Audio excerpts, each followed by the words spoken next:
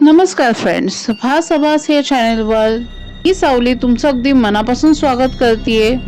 इथे आपण गोष्टींचा किंवा घडलेल्या घटनांचा सायकोलॉजिकल अँगल बघतो, मात्र कोणतीही गोष्ट डिनाय न करता.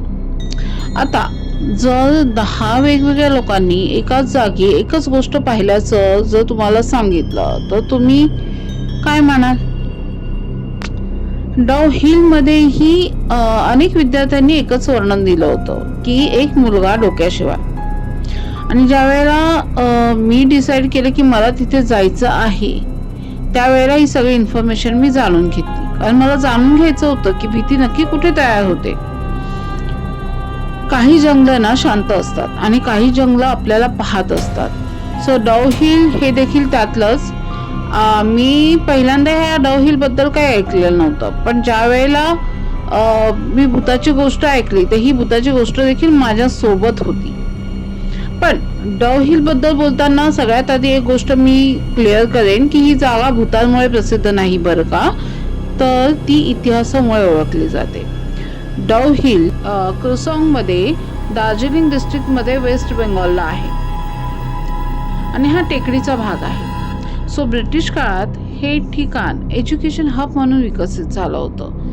ब्रिटिश काळात साधारण 1800च्या उत्तरार्धात डाव हिलला एक एज्युकेशनल झोन म्हणून विकसित केलं गेलं होतं. त्यापैकी त्यांच्या शाळा होत्या व्हिक्टोरिया बॉईज स्कूल आणि डाव हिल गर्ल्स स्कूल. आजही त्या उभ्या आहेत. तेव्हा ही जागा निवडण्याचं मुख्य कारण होतं की थंड हवा, एकांत आणि शहरापासून दूर असल्यामुळं खूप शांतता होती. पण नंतर हीच शांतता जड वाटायला लागली.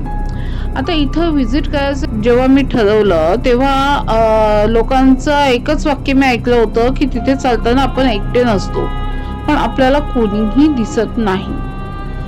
आज मीही तेच सांगते, मात्र मी काय पाहिलं ते नाही, तर तिथे गेल्यावर मला काय जाणवलं ते मी शेअर करणार आहे. पण त्याआधी आपण इंट्रो पाहूयात आणि इंट्रो नंतर आपण लगेचच भेटतोय.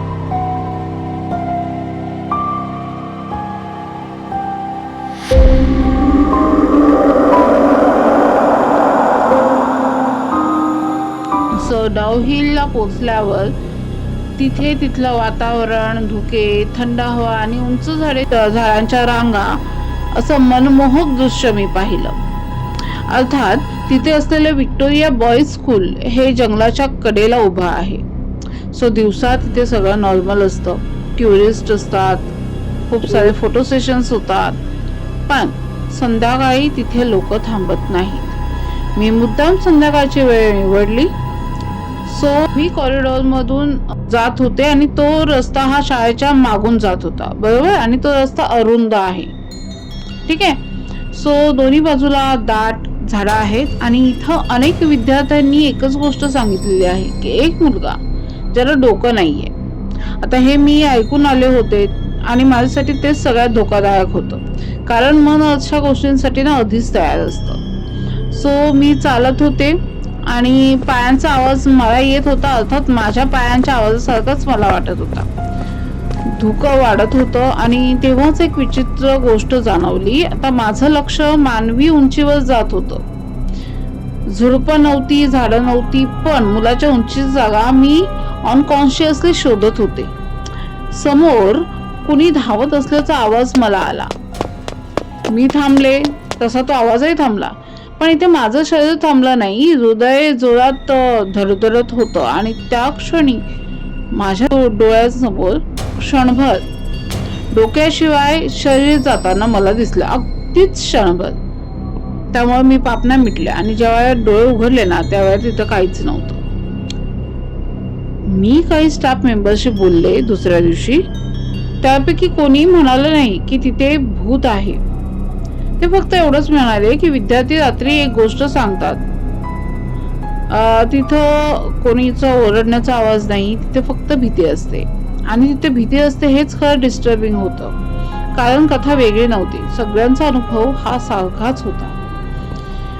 त्या रात्री मी पुन्हा कॉरिडॉरमध्ये गेले, पण यावेळी पूर्ण शांतता होती. पण मला जाणवत होतं की कोणीतरी माझ्या पुढे आहे, पण म्हणून मात्र मी डिस्टर्ब नाही झाले.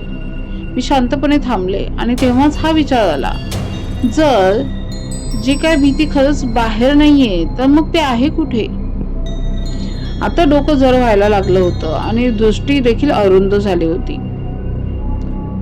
धुकं आणि सावल्या एकत्र मिसळल्या होत्या आणि अशा वेळी ना मानवी मेंदू अशा परिस्थितीमध्ये पॅटर्न शोधतो आणि एकदा पॅटर्न मिळाला ना त्याला की तो पॅटर्न सोडत नाही. डव्हिल बद्दलही अनेक कथा आहेत, पण काही तज्ञ असं सांगतात की दाट जंगल, धुकं आणि आधी ऐकलेल्या कथा हे सगळं जेव्हा मिळून येतं ना तेव्हा मेंदूला तीव्र कल्पना देतं. विशेषतः जेव्हा तरुण वय असेल त्यावेळेला भीती आणि कल्पनाशक्ती ही खूप सक्रिय असते. आणि मी यावर एवढंच म्हणेन की डव हिल भयानक आहे. हो यस, ते भयानक आहे कारण ते खूप शांत आहे आणि शांततेत आपल्याला आपलाच आवाज घाबरवतो. खरं ना? सो काही जंगलं ही भूतांनी भरलेली नसतात, पण ती आपल्याला स्वतःशी डीपली कनेक्ट व्हायला एकटं सोडतात. त्यामुळं ना भूत शोधणं हे खूप सोपं आहे, पण मेंदू समजून घेणं हे खूप कठीण आहे.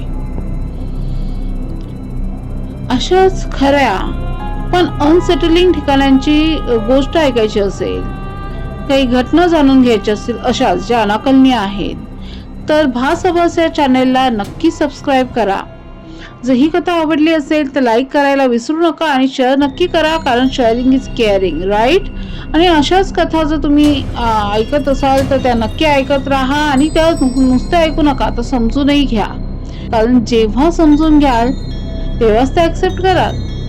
So take care, see you again, bye bye.